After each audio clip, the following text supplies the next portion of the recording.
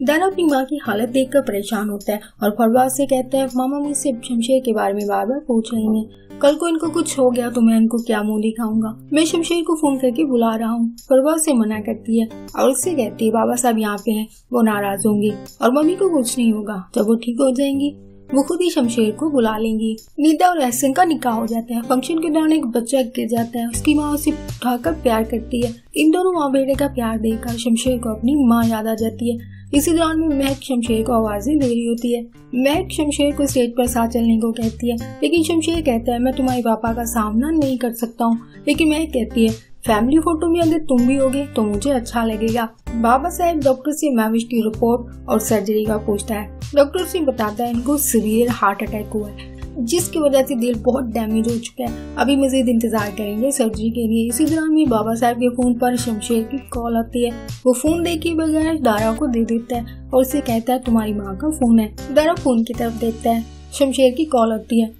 वो शमशेर को बताता है मामा की कंडीशन बहुत क्रिटिकल है, तुम अस्पताल आ जाओ। इसी दौरान में नर्स महविश की पल्स सिंक होने के बारे में बताती है। बाबा साहब और डॉक्टर रूम की तरफ जाते हैं। शमशेर फौरन अस्पताल पहुंचता है, लेकिन वहाँ से बताया जाता है आप जिस पेशेंट का पूछ रहे हैं इनकी अभी कुछ देर पहले डेथ हो चुकी है।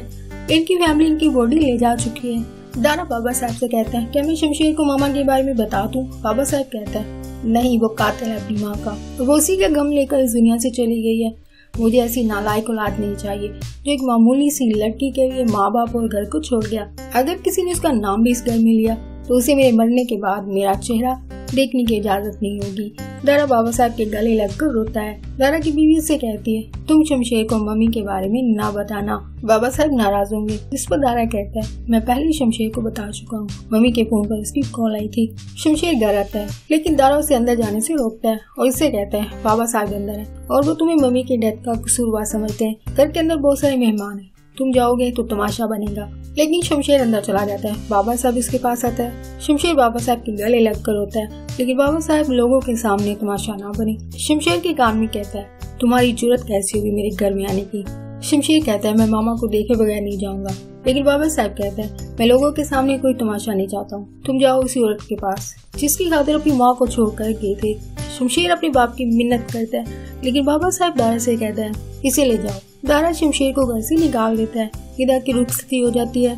शमशेर वहाँ मौजूद नहीं होता है। महक उसे कॉल करती है, लेकिन वो फोन नहीं उठाता है। महक का बाप उसे परेशान देखकर उससे पूछता है इससे क्या हुआ है। इस पर वो बताती है शमशेर कहीं चला गया है और फोन भी नहीं उठा रहा है। इसका बाप कहता है मैं तुम्हें घर छोड़ाता हूँ। महक घर में शमशेर को देखती है और उससे कहती है तुम कितनी गैर जिम्मेदार हो, मुझे वहाँ अकेला छोड़कर कहाँ चले गए थे।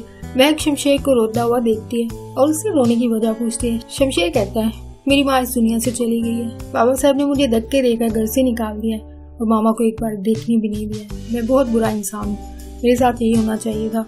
और अपनी माँ को याद करके रोता है। एपिसोड यहीं पे एंड हो जाती है।